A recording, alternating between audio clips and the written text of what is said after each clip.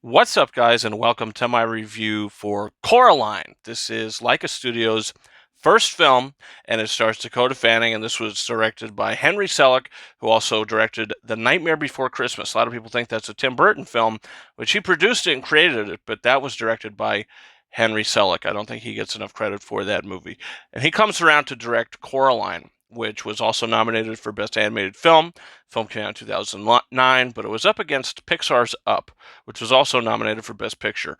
And no animated film that year was going to touch Up. I mean, it was just kind of impossible. It was just the award should have been handed to Up as soon as it was nominated. But Coraline, look, this is a film that's gotten a cult following since it came out. I think it's Laika's most popular film, and I think it's Laika's probably most popular character in Coraline, which Dakota Fanning did a great job with the voice performance. I mean, it's one of the best voice performances for a young adult character.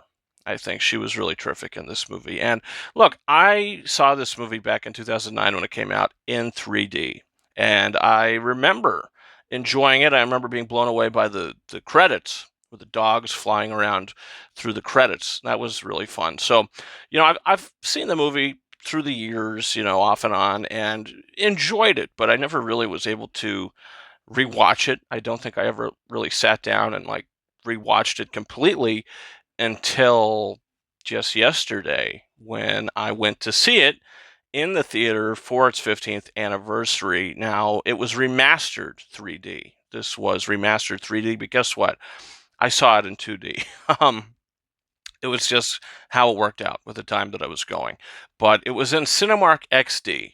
They put it in the XD auditorium, but it was a 2D showing. Why was it a 2D showing? I'm not too sure, but it was 2D seeing this, and I will just say this right off the bat. The 4K that was released from, Shout Factory, the 4K Blu-ray that was released for this, I think has better picture quality. And I did see it on a big, big screen.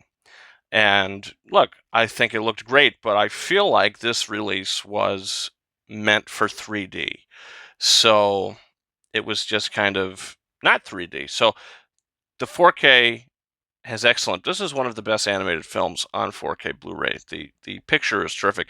I mean, like a Shout Factory that did a great job with releasing their movies on 4K. Where's Missing Link? You got their first four. Where's the fifth? Where's Missing Link? I know it didn't do too good at the box office, but you have to do it. You have to complete that collection. So maybe that'll come out eventually. But I just wanted to share that with you guys, that if you see this in 2D, you might be like, oh, I wish the picture was a little good. I feel like they remastered the 3D for the re-release, maybe not the picture quality. I don't know. I don't know. That's where I'm at on that. But the film itself, I mean, I was able to really enjoy it and sit there and just kind of discover it again. I think that this movie, isn't like a great film. I know a lot of people revere this and they think it's, one of the best animated movies, one of their favorite movies. For me personally, I think this is a good film. I don't think it's a great film. And something that I think holds it back from being a great film is the pacing.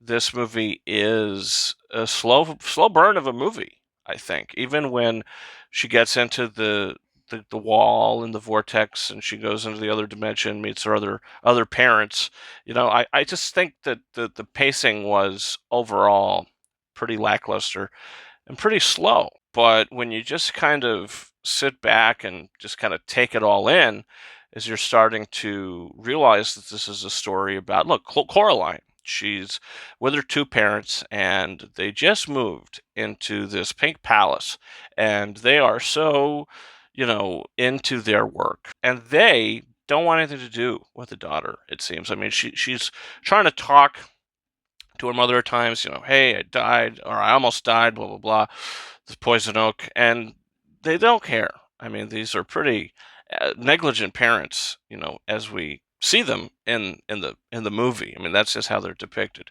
So when she goes into this other, world and meets these parents that are the exact opposite, things are colorful. I think this kind of reminded me of Corpse Bride, to where the human world is very bleak, and the colors are very bleak. And then when you go to the land of the dead, things are extremely bright and colorful. So I think that this movie takes a little from that to where when you go into the world where everybody has buttons for eyes, things are bright and colorful. So there's a distinction between the two. And I think the production design in this movie is pretty great. If there was a, Oscar for animated films and production design, I think this would have been up there. I think it's so atmospheric.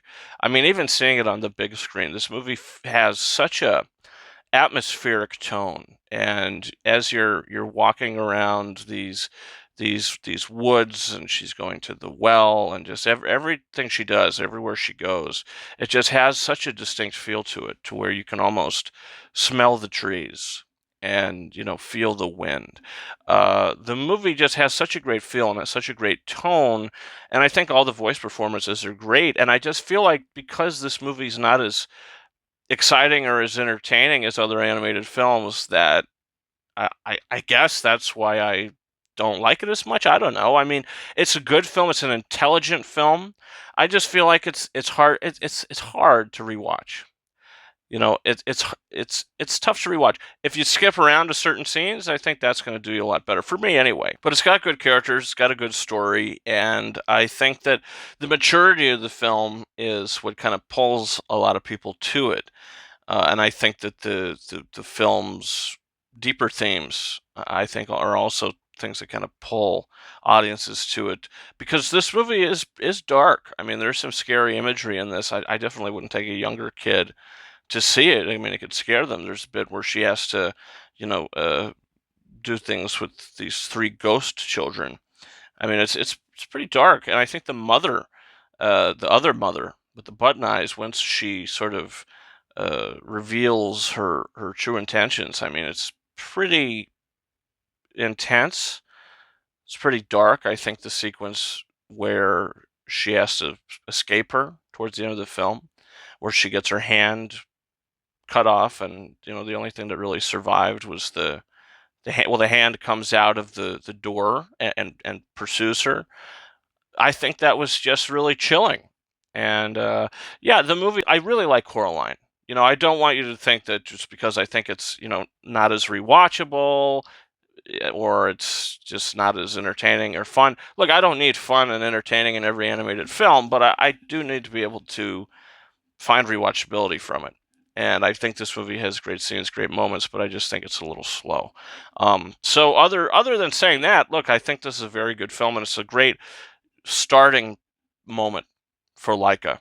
I haven't seen Paranorman, and the Box Trolls I've seen once, and I haven't seen it since, but I own them on 4K. So, but I do think that Kubo is probably Leica's best movie.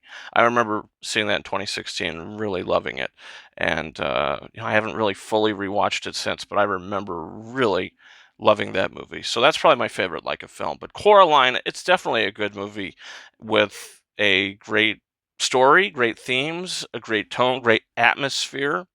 And I'm going to give it 4 out of 5 stars, a very solid 4 out of 5 stars. I think this is a very good, mature animated film that's just maybe not as rewatchable as other mature animated films, like, I don't know, The Incredibles. That's a very mature animated film. You know what's another mature animated movie? A film like Coco. There's a lot of mature themes in that. Like, a lot of Pixar stuff is very mature, but also Kubo. Kubo, I feel like, had some mature themes, but it was a little more uh, entertaining. Had a little bit more of an entertainment value to it. So that's my thoughts on Coraline, guys. Do you plan on seeing the film for its 50th anniversary? Do you own it on 4K? Do you own it on Blu-ray? What's your thoughts on the film? What's your favorite Leica movie? Leave that down below. Also, don't forget to hit that subscribe button for a bunch of stuff on the channel now. We've got reviews for all the Alien films that I did leading up to Alien Romulus. We've also got a review for Zoe Kravitz's new film with Channing Tatum, Blink Twice. That's the name of the movie, Blink Twice. We're going to blink a couple times. And that's a review that I'm going to be posting tomorrow. Seeing that tonight. Very excited. Also, you can follow me on Twitter and or X at RyanKing72 and Instagram and TikTok at KingOfRises131. That's been it for me. Thank you so much for watching my review for the 15th anniversary of Coraline. And until next time. Oh, also, I just want to say the score. The movie has a euphoric score, and the soundtrack. The whole score is phenomenal. And I just want to put that out there. So with that being said, thank you guys so much for watching, and I will see you next time. Over and out.